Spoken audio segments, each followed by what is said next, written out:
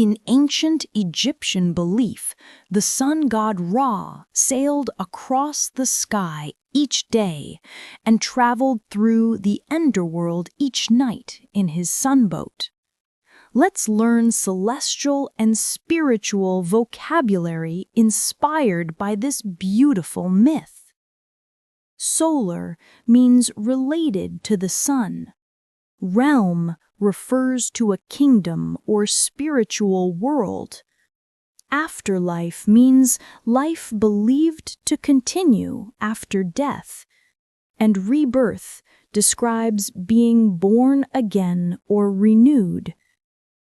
The sunboat symbolizes the journey of light, rising, setting, fighting darkness, then returning stronger each morning. It's a powerful story of hope, courage, and spiritual cycles.